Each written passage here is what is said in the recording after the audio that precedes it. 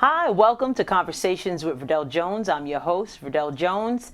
And being an educator at heart, I'm dedicated to sharing conversations that inform and enlighten in the hopes that you learn something you may not have known.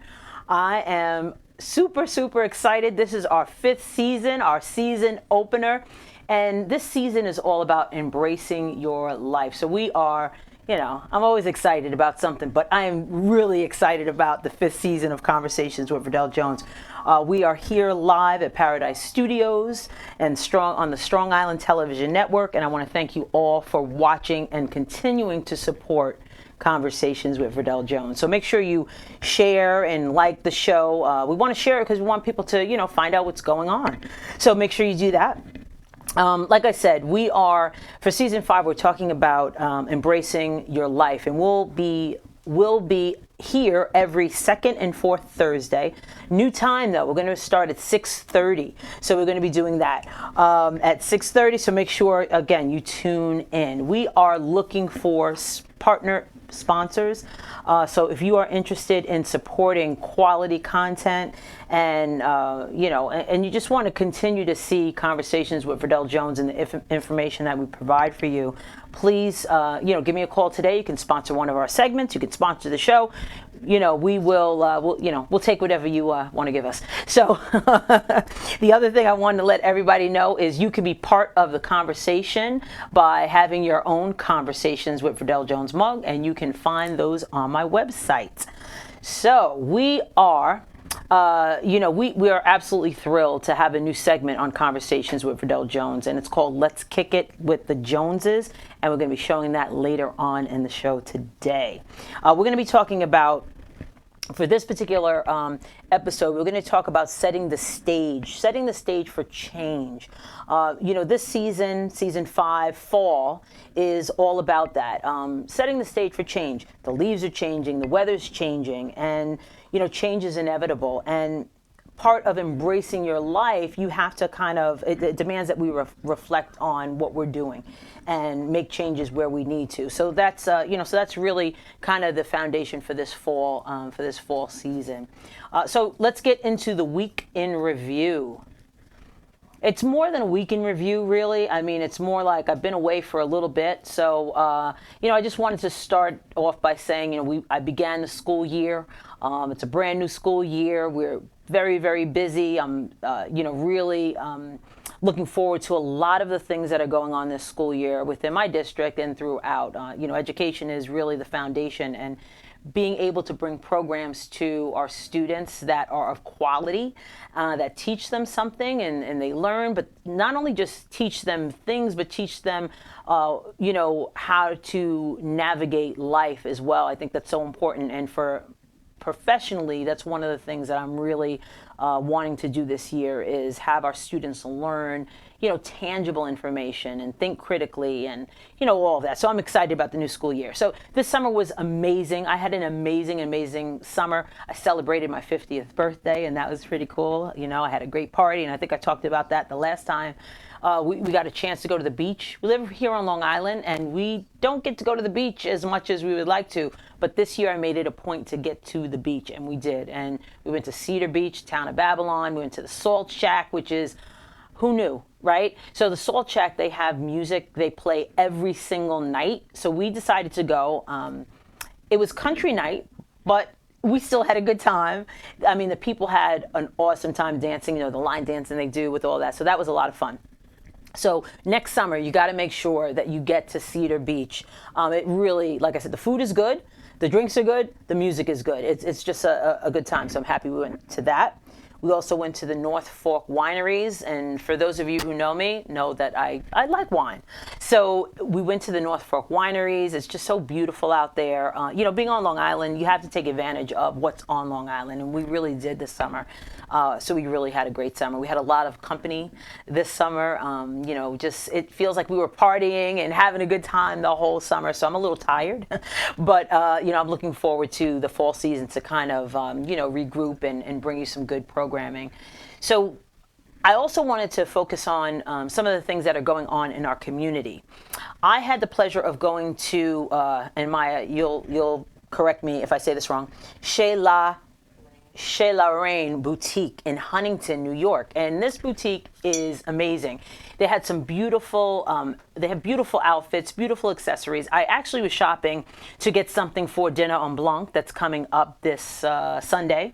At a secret location, and I went there just to get that, but of course I came out of there with more because in addition to the clothes that are at this beautiful and accessories that are at this boutique, Vera Moore Cosmetics are also at the boutique. So I really wasn't anticipating getting like a makeover while I was there, but I did.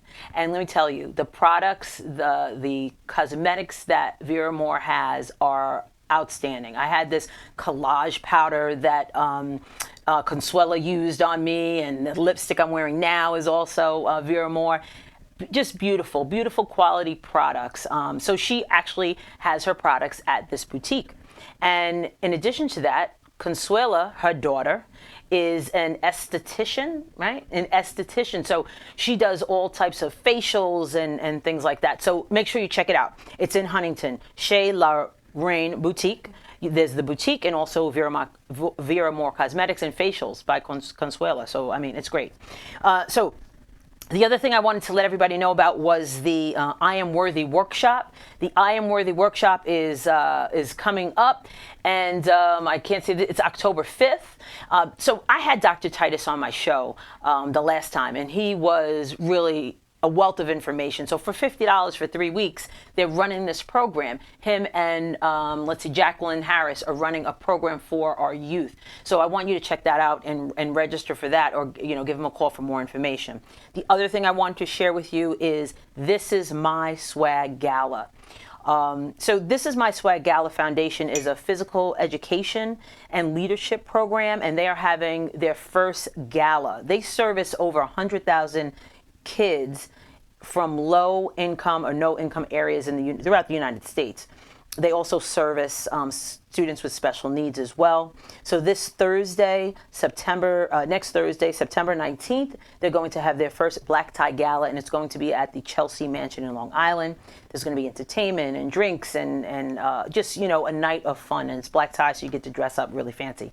You can buy your tickets at thisismywayswag.org. So support that. They're helping out our kids, so check that out. So we're going to take a quick break, and when we come back, we are going to have our next guest, Miss Marsha Guerrier. She is on a mission to change mindset, and I am so excited to hear about her upcoming event. So when we come back, we'll have her in studio.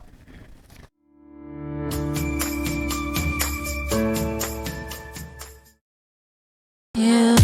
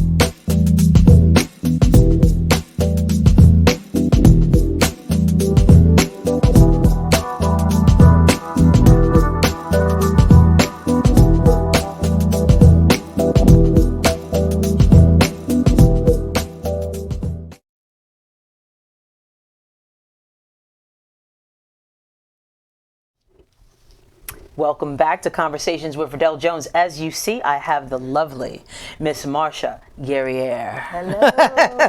You say it again. Guerrier. I'm so proud. Guerrier. Guerrier. She is the CEO of Women on the Rise. You're also a best-selling author. You're a speaker. You're a trainer. You're a business analyst and a coach. Yes. So you do it all. I do it all. Yeah, and I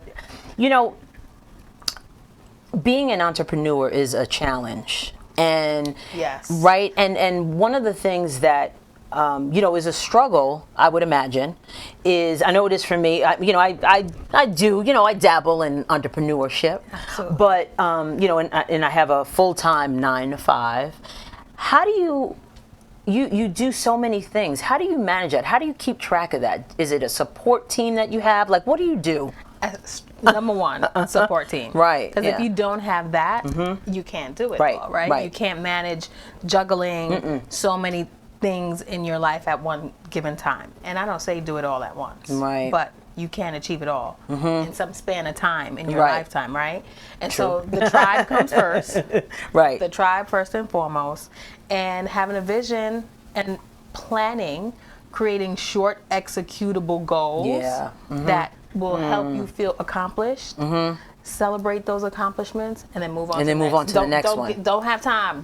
Don't lay in the bask of the glory too long. Right. Because then you get comfortable, and then That's a it good gets point. harder. It's like losing weight. Right. Ooh. Right. Yeah. You get comfortable. You get comfortable. And it gets harder. And it gets harder. Right. Yes.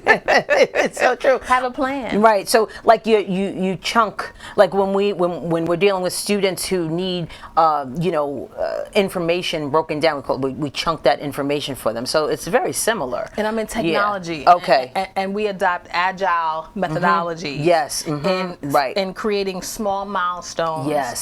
Segmenting the things you want to achieve. Right. Right. And break them down into small, Yeah. attainable things. You have to. And keep it moving. You have to, because repeat. it becomes very overwhelming. Absolutely. Yeah, and the support team, in the sense that when to really say when it comes to hiring people to help you. I think sometimes people struggle with that as well, because we want to do it all because we want to try to generate that income, but there becomes a point when it's like you can't do that. I have clients that, so in my business, I work on mindset, money, marketing, and media. Okay. And we always go with mindset first. And one of the first things that I tell my clients is, when you're trying to grow and scale, you don't think of scale just because you want to hit $1 million and you're like, well, I'm not at the point where I'm going to make $1 million, so why am I Right. trying to scale? But how can you ever get to the next percent or the next zero? Right. Right. If you're not building, they say, many of us women know, they say, act like a lady so you act like a wife so you could get a husband. Right, yes. Act like a rich It acts person like so you could be rich. mindset, right? Mindset. That's what I said. You are on a mission to change mindset. Absolutely. Right, because it starts there. Because it starts there Yeah. first. And oftentimes, women come to me in a place where they feel somewhat defeated at times. Right. And they believe that, oftentimes women come to me and they say, well, I don't need help. I don't need a business coach and I don't need help. Okay, you're good then. You're going to be floundering, right? You're going to be, it's going to be something. It's going to be something, 'Cause yeah. At some point, you're going to realize that you need, if it's not that you can hire your own team of executives to Right. help you in every Yes. area, Yep. a business Yep. coach will provide that kind of safety and that kind of, and a good business coach, because let me just tell you, an experienced, good business coach, it is true, you do have to take time to get to know and vet the person you're going to hire. The same thing Okay. you would do as a mom for a new babysitter. Right. For even a mechanic, you have to know that they know your car Right. model and details about your car. You have to also know that the business coach is experienced in areas that you feel you need. Right. And get a coach that's not going to sell you into something that you don't need. Right. Let me ask you a question, because you get clients, right, that come Yes. in. They're in business for themselves. Yes. Has there ever been a moment when you look at what they're doing as a business and you say to yourself, this is not going to work for them? I have. Really? I do. Yeah. And I tell them. And I help them. So that's where the mindset comes in too. Because oftentimes they come in at a point because they think the business is failing, and it's not truly that the business is failing. It's because they haven't positioned themselves Right. to probably know their business best and to work their business best. And they oftentimes got into a particular business because they thought it would be lucrative rather than it's something that they really- they one, Right. are passionate about, and two, have the skill set. Yeah. Which is right. Those are two things you should consider when you're going into business. Are you passionate about something, and do you actually have the skill sets? The things that you are doing in your 9 to 5 or in your 7 to 9, whatever that thing is you spend most of your time doing, use that to help you develop and create the side hustle, the second income, the multiple streams of revenue. Right? This is valuable information. You should be charging for this information. Call me. I mean, you do charge, but I mean, like right now. So if you're watching this, take notes because it's so important. Those little things that you just said are so important for people to hear who want to be entrepreneurs, business, or side hustles. Even a side hustle, you have to. It's fine. You don't have to go into business to become an entrepreneur. Right. And think that I'm going to leave my job. Right. Let this be. I want to fire my boss. So I hate my boss, and I want to leave corporate America tomorrow so I can start this business because everyone else is doing it, and they look like they're doing it well, and they look like they're succeeding. Don't let social media fool you. Right. A lot of people are failing at it. Yeah, and it's absolutely. hard. It's not easy. It is hard. not easy. So let's talk about your upcoming event. It's the 6th annual Women on the Rise Forum and Expo. Yes. Tell us about it. The 6th annual Women on the Rise Forum and Expo, as I like to say it so fast, really came from a place. I started this 6 years ago as a way to kind of celebrate and bring women together that had 9 to 5 full-time jobs that were like me and also had side hustles, small businesses, and we needed a place to come and highlight ourselves, celebrate ourselves, showcase to people what we do. And if you bring 5 people to the table and each of us bring a person extra, it multiplies. Yes. You bring someone else, they bring someone else, it multiplies, and then the information you share information in that way and help each other grow. Right. And that's the kind of space that I've always felt I needed to be a part of. And I wanted to create that space for the people that I knew and to bring new people along. Right. So you started, we were talking, offset, and you were talking about, because I was asking you about the venue space and how did you make that decision. So you started off relatively small, and this is the 6th year. So how did this progress? How did this kind of evolve into the major event that you have now? I had a big vision, but I knew that I needed to take baby steps to get to where I wanted to go. To make sure it's right, to make sure that I'm giving people what they want and not just because it's what I want to do.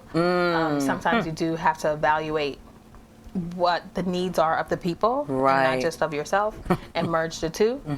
And so I gathered a small group of people, entrepreneurs from my community. I live in Valley Stream. And so we put together this first event in a community center, 20 people, 25 people, 8 vendors. And we did that for a couple of years at the community center.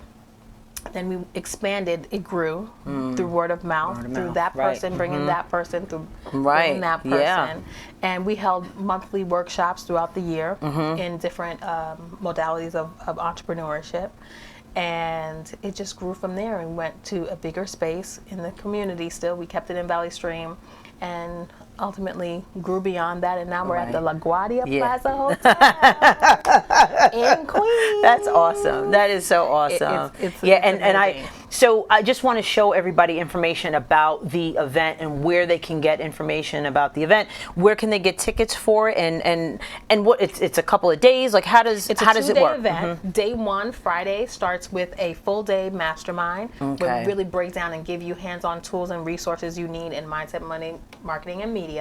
We'll have workshops that help you create your marketing sales plan and really get and nurture your clients through email automation. We'll be creating landing pages at the in our VIP mastermind. So it's like hands-on. It's very hands-on. Bring your laptops for the Friday session. And on Saturday Friday night is our annual awards dinner. So this year we changed things up a little bit. The awards are usually given during the conference, but it has grown so much and people love it so much that we are giving it its own platform and time. Friday evening. And Saturday is a full day conference where we have guest speakers, featured speakers, and panel discussions in all things that you need to learn how to build and grow your business. Right, that is great. That is going to be a lot of fun. It's a lot of fun. And a lot of information. Every year my team is like, if you add one more, I'm like, but the people need it. Yeah, people need it, right? Yeah, yeah. You know, That's great. That's what you hear from your guests. Yes. Every year, you got to take their feedback. You have to take the feedback, and you have to continue to evolve and to grow the conference. And this is what people say they need. Right. So you're going to give it to them. You got to give it to them. So you're an author, and this is your new book. It's not even yet released, right?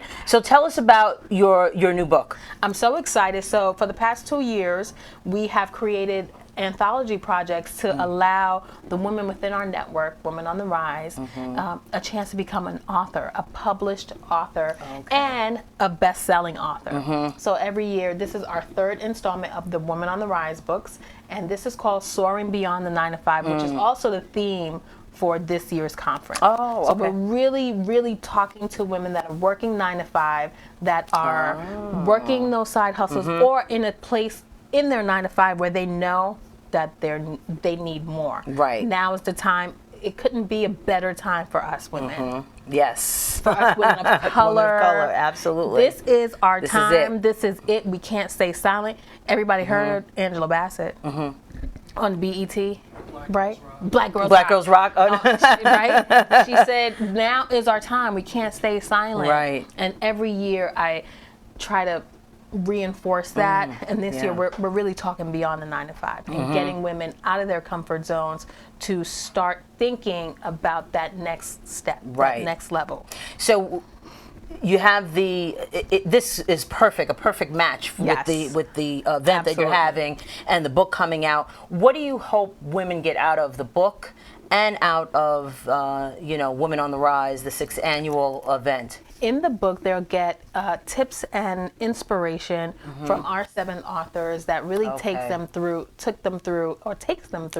how they live beyond the 9 to 5. These are women that have either been able to gracefully exit corporate America to work in their full-time businesses, and most are still within corporate America and might I say killing it in their business. And it's not easy. So they provide you tips and strategies on how to stay motivated and how to really, like you said, build that team of support and get that mindset.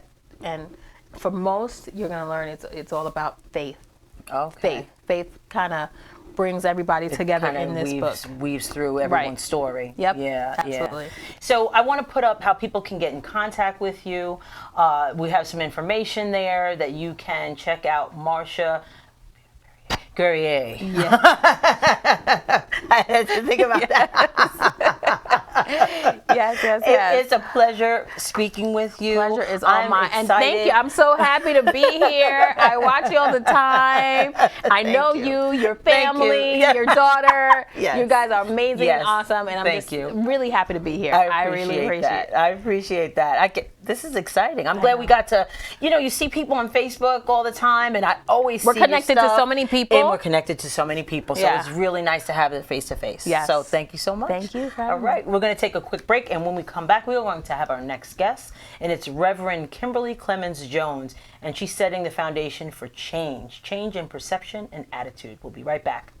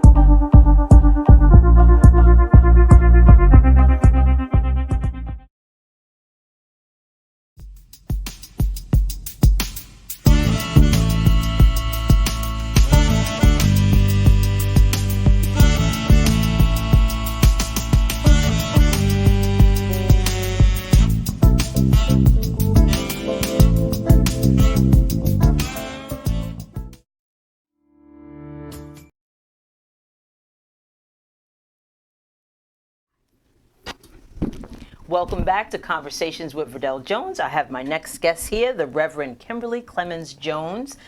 She's a preacher, best-selling author, an advocate, a leadership coach, mother, wife, and sister. You're also currently the pastor of Valley Stream Presbyterian Church and the founder of the nonprofit organization Community Healing and Caring Center, Yes. which houses the Wanted Project, which we're going to talk a lot about today. It's a men's mentoring program for young men. Yes. 12 to 18. 12 to 18. Yes. All right. So thank you so much for being Thank here. you for having me. It's a pleasure. So what is the Wanted Project? So the Wanted Project was birthed out of a tragedy that happened to my own son. But it is a young men's mentoring program.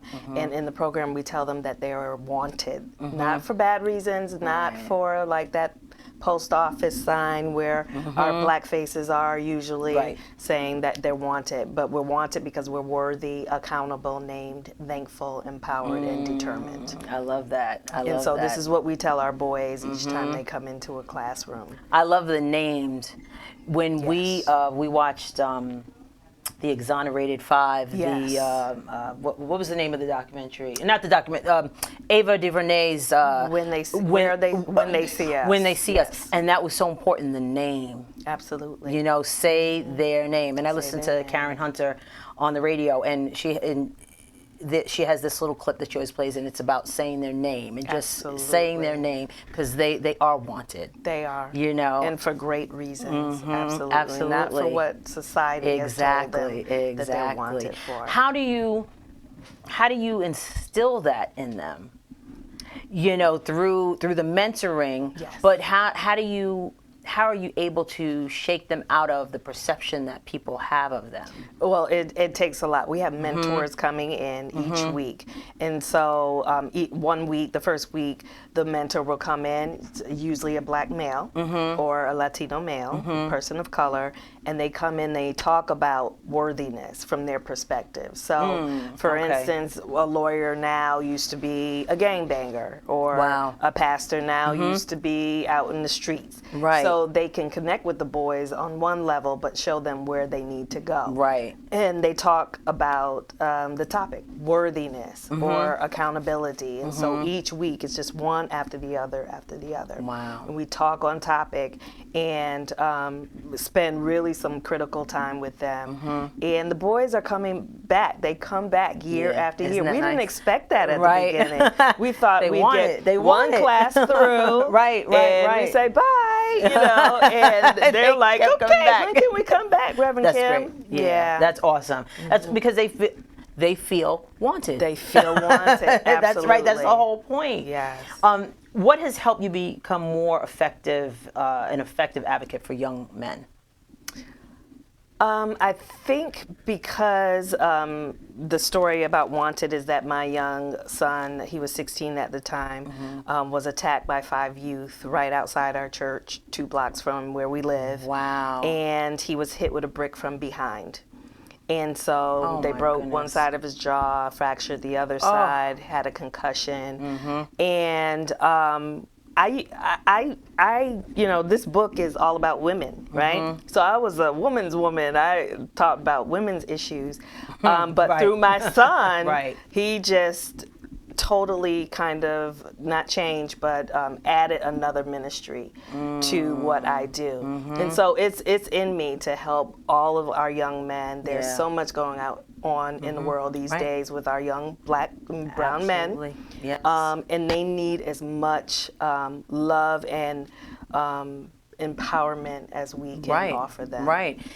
You know, because they're taught to be strong and tough, but sometimes not having the opportunity to express their vulnerabilities or their insecurities or, you know, so this provides them a safe space. I was really shocked when we first had our first meetings after my son, literally 2 months after he came home from the hospital, we started the Wanted Project in Valley Stream with 15 young men.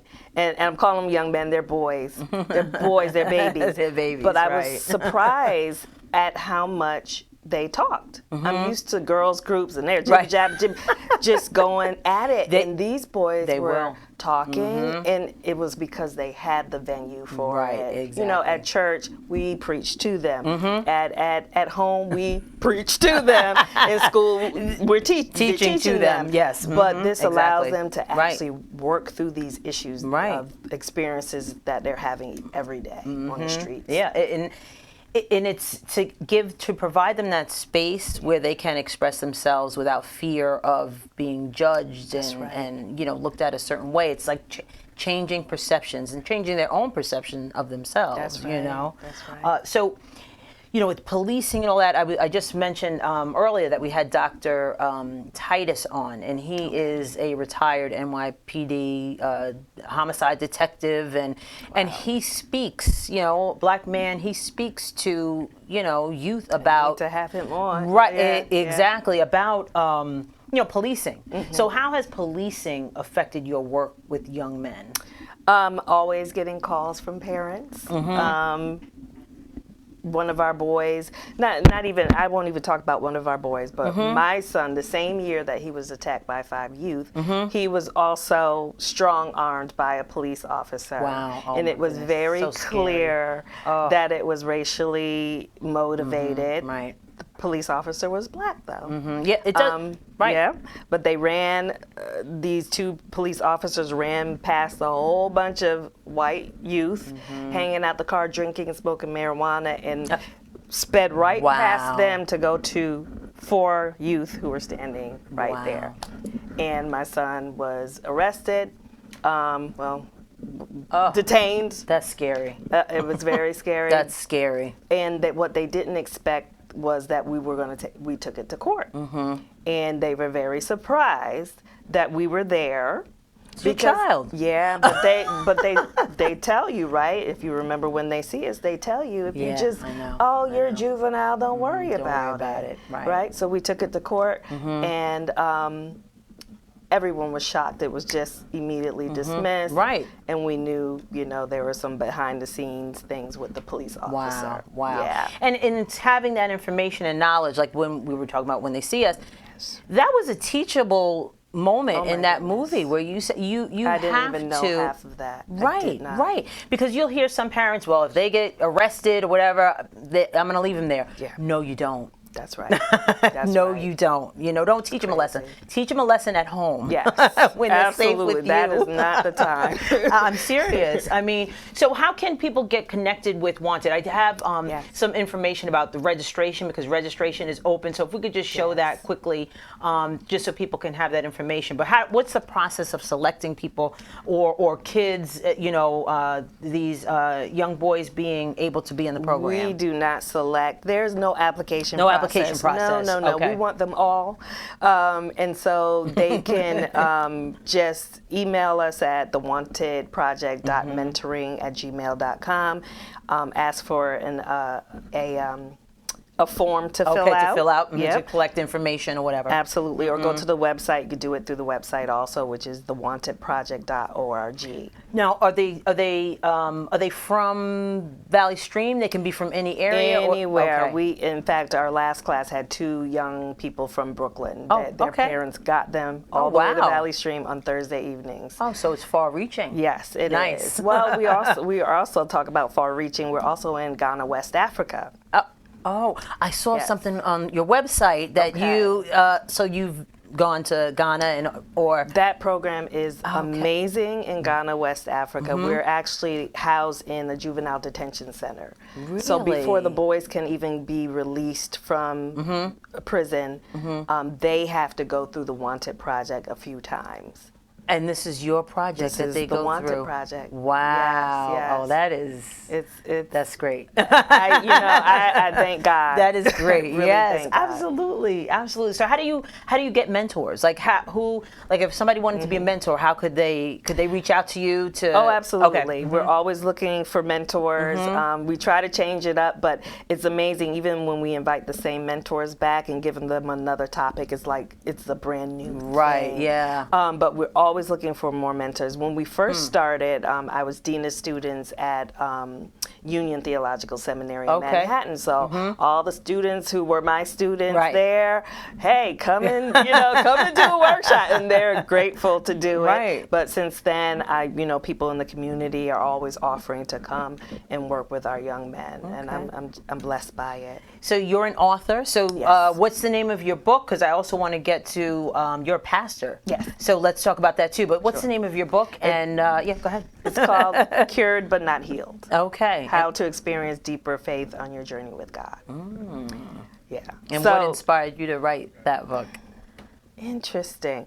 I'm a healer, and I think most pastors should be healers. And so I was intrigued by the thought of, we go to the doctor and we come home and we take all these pills and we say, oh, we're healed. Right. So what does really healed mean as far as a Christian goes? And so healed for Christianity means saved, right? And so even though we're coming home with the pills and we say we're healed, are we really healed? We've gone to therapists, counselors, our friends and family. Are we really healed? And so this book is about, we might be cured, right? But we're not saved. We're not healed. So it's that journey. It's the journey. Right. And where can people get your book? It's on Amazon. Okay. Yeah. Everything's on Amazon. Everything's on Amazon. Can they get it directly from you? I always like to have people get it directly from you because you get that money. So right, but I am at this point so busy that I can't even do that. I get it. So go to Amazon, and then send me an administrative assistant, and then I'll do that. I promise you. So you are the first female African American to lead the moderator of the Long Island Presbytery. Yes. So what is that, and what an honor, and so how did that come about, and when you're working in the church, so I pastor Valley Stream Presbyterian Church, and in our meetings we gather 4 times a year together as all of the churches on Long Island. There's about 59 to 61 of them, and so they kind of took me and said, hey, and I had a few years to get into it. So you start as second vice moderator, first vice moderator, and then you become moderator. So basically, I'm the leadership over all of the churches. And so when it comes to installing pastors and ordaining pastors, I would be. Wow. That's it is pretty an impressive. Honor. It's an honor. Yeah, a lot of work. Really, a lot of work. It's only for a year, so my term is almost up in January. So I can. But you could say you're the first. We were talking about, and we're going to talk about this when we have our next segment. But we were talking about black men being the first still. Yeah. It's 2019, and they're still first. Absolutely. Yeah. So how can people get in contact with you? I'm going to show you contact information, but how can they get in contact with you to find out more about the Wanted Project, and the work you're doing in Ghana is amazing as well. So how can people get in contact with you? You can get in contact with me in so many different ways, but the Wanted Project.mentoring@gmail.com or revkcjones@gmail.com. Those are 2 good ways. Well, it has been an absolute pleasure speaking with you. You too. And I am so excited to see what's coming up. But don't you have an event do you have an event coming up as well? Well, the Wanted Project begins classes on September 26th in Valley Stream. Okay. And so we are still accepting boys. We have about 12 to 15 already registered. Nice. And usually by the day of, they're all walking in with friends, so it's going to double. And we don't turn anybody away. We don't turn anyone away. So anyone wants to donate to the Wanted Project so we can house all these kids, feel free. All right. Well, thank you so much. Thank you, Reverend KC. Yes, that's what the folks call me. Thank you. All right. So we're going to take a quick break, and when we come back, we're going to.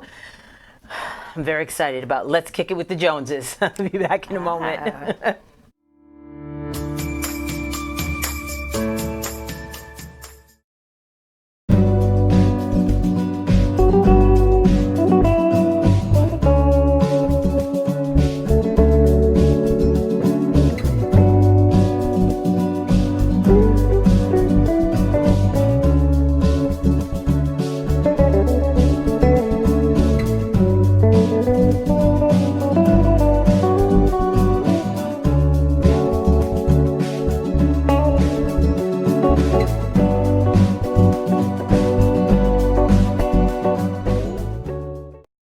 Dropping gems from Keisha Christian.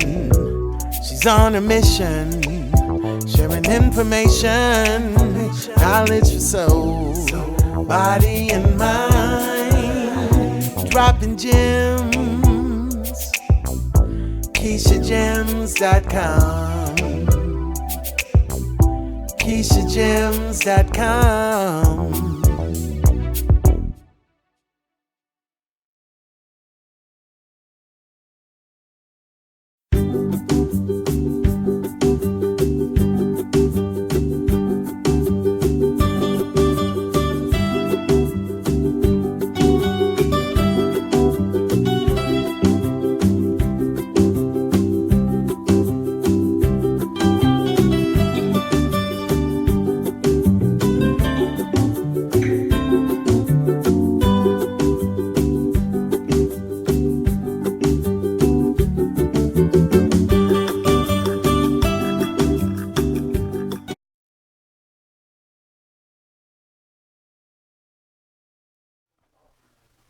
Welcome back to Conversations with Verdel Jones. So we have a new segment on Conversations with Verdel Jones, and it's called Let's Kick It with the Joneses. And it is brought to you by Shades of Long Island, which is the first media outlet to highlight youth and diversity on Long Island. And I happen to know the editor-in-chief CEO of Shades of Long Island very well, and we're very proud of her. Yay! So let's kick it with the Joneses. You know, media is part of our world. It shapes who we are and how we're represented. So with Let's Kick It with the Joneses, we sat down and had a conversation with, it was myself, Jeremiah, Marcus, and Maya, and we talked about the impact that media has. We're a media family. So I want you guys to check out this intergenerational conversation. Let's kick it with the Joneses. So let's kick it.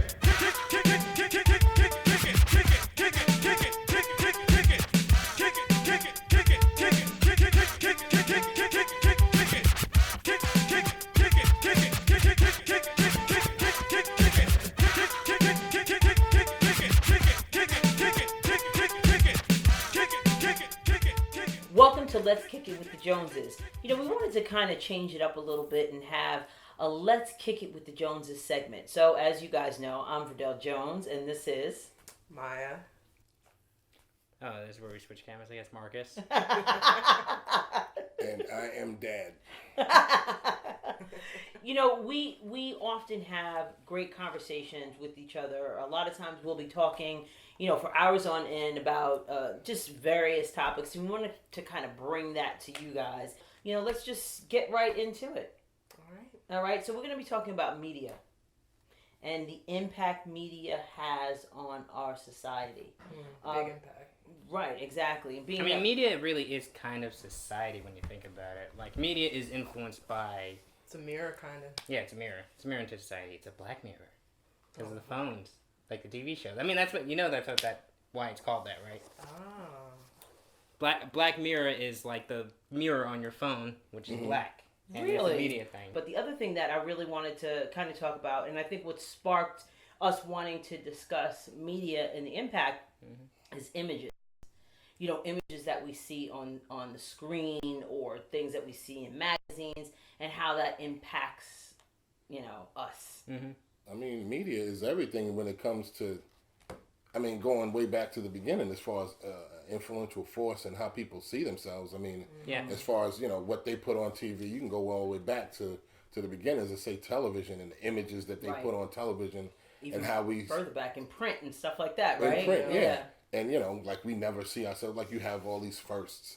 First, like a Sidney Poitier, and, you know, first black this and first this. You know, we have firsts up until now. We still have firsts in 2019. Right, We're still talking about first. So yeah. Obviously, if you don't see yourself in, you know, and I'm talking from a position of a, you know, African American, a black person, you don't see yourself in certain situations. You know, that has a big influence on how you see yourself as a person. You know what I mean? Oh, definitely. So I mean. And this could be through a lot of different lenses. This could be through, like if you watch the news and it's certain like news segments that, like, you know, come up that portray, you know, people in certain lights or whatever. But no, but what's cool is that there's gonna be but there's gonna be a news. There's gonna be a Disney Plus show about this character called Miss Marvel.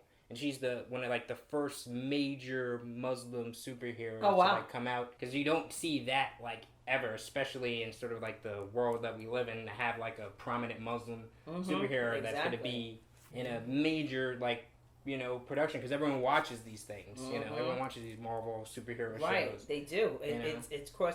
You know what? I heard something really, really interesting on my way home yesterday. I was listening to Karen Hunter, of course, and she had somebody on there. I don't remember who it was, but they were talking about how companies have and we always joke about this, like diversity consultants on how to market products. Yeah. And they said it's not really diversity anymore. It's more like just marketing. They should call it something else. It's not diversity. It's just marketing. Yeah, it's just marketing. But just make sure you market to everybody. But market like right, how you're supposed exactly. So there shouldn't really be. It should be called correct marketing. Yeah, right. Because when you're marketing, right you want way. when you're marketing, you want to market to everybody. Right. Don't just market to one segment. With you guys, especially starting your careers, it's like when do you speak up?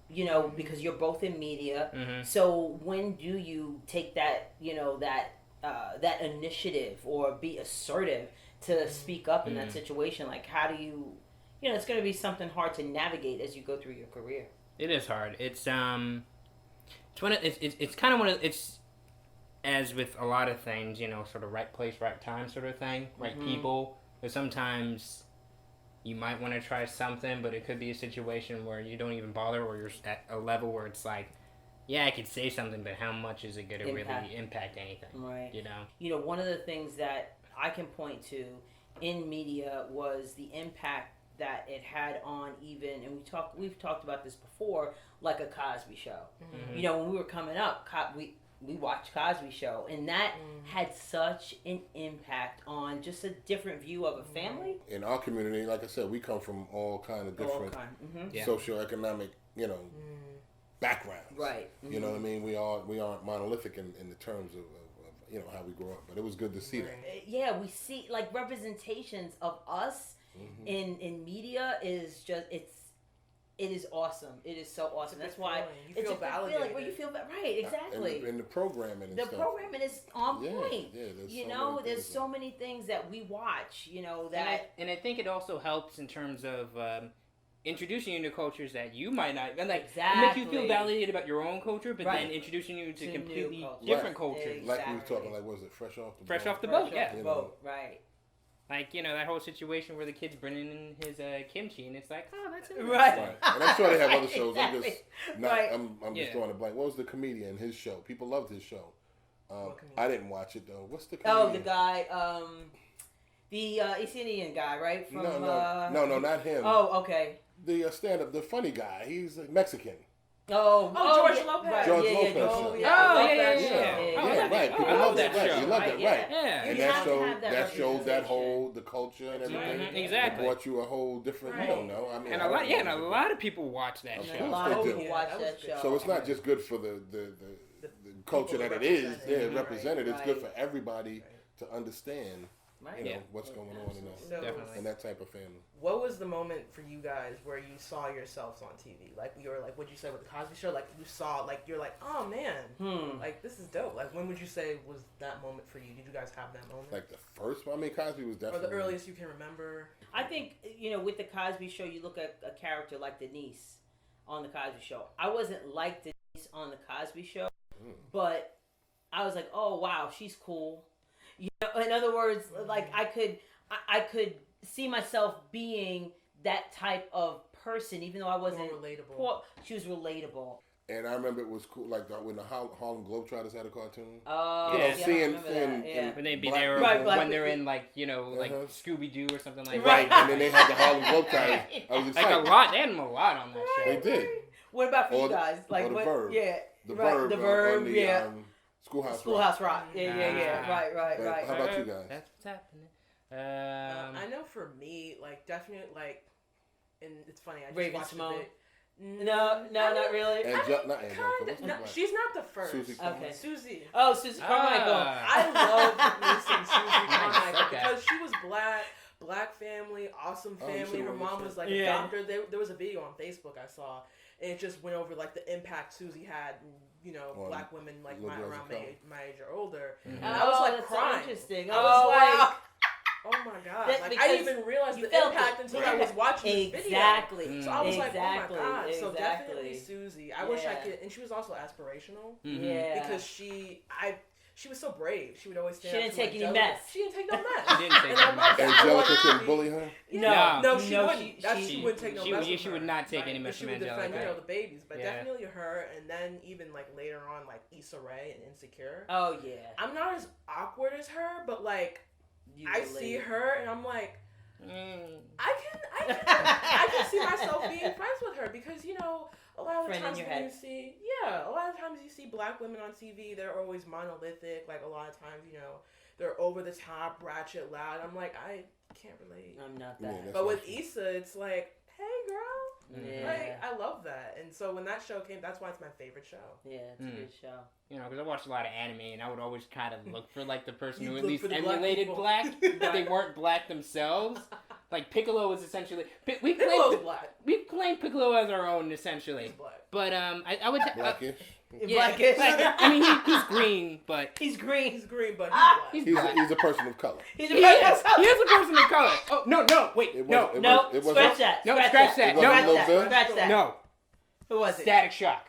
Static Shock. Yes. That was Susie Carmichael for me. Static Shock. Static DC Shock. comic character. Oh, okay. Static That was- Shock, I'm Saturday trying to morning yeah, cartoon. 100% Static Shock. That was who I Yeah. wanted to be. Oh, Man. Seeing him That's and awesome. not only seeing him, like him doing his own thing, but him also interacting with all the other superheroes that I loved. Okay. Like they have episodes with him in like the Justice League or whatever, and he would stand and he would be, telling someone done, even though he was a kid, just like me. He was older, obviously, but like when Right, the he was a cartoon kid. was like, Yeah, right. there. But that, in terms of that, it was definitely Static Shock. Who was the black kid in Hey Arnold? Gerald. Oh, that's another one for sure. Gerald was cool. Gerald was cool. Gerald was cool. Yeah. That tall hair. Mm-hmm. So- no, high top. So, as you can see, media plays such an important role in how we kind of see ourselves and, and how we kind of navigate life.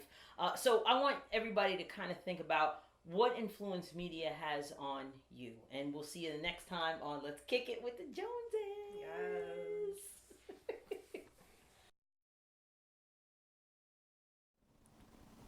So that's just a little taste of Let's Kick It with the Joneses. We are excited to bring that to you every show. We got a next, we're kind of like in the works with our next segment. We already taped it. We're going to edit it and bring that to you as well.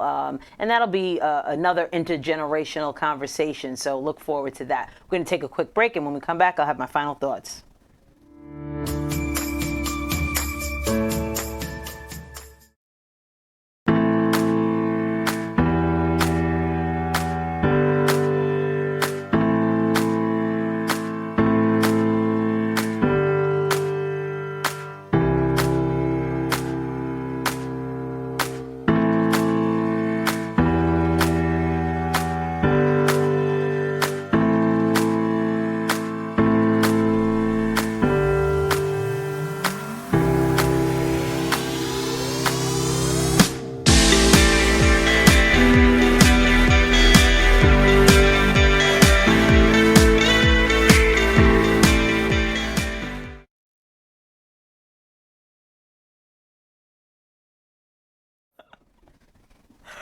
So we had an awesome show today. I want to thank all of my guests for being here. We had Marcia Guerrier here. If you want to get in contact with her, let's just show her contact information once again so everybody can get in contact with her in reference to the Woman on the Rise expo that's coming up. It's the 6th annual. I mean, she's doing some big things and she really dropped a lot of knowledge on us today. So make sure you check her out. We also had Reverend Kimberly Clemens Jones here. She is told us all about the Wanted Project, so you can contact her as well. I want to thank everybody for watching Conversations with Verdel Jones. Again, we are just happy that you decided to watch us and check us out and continue to support the work and the quality program that we bring you. So everyone, thanks again and have a great night.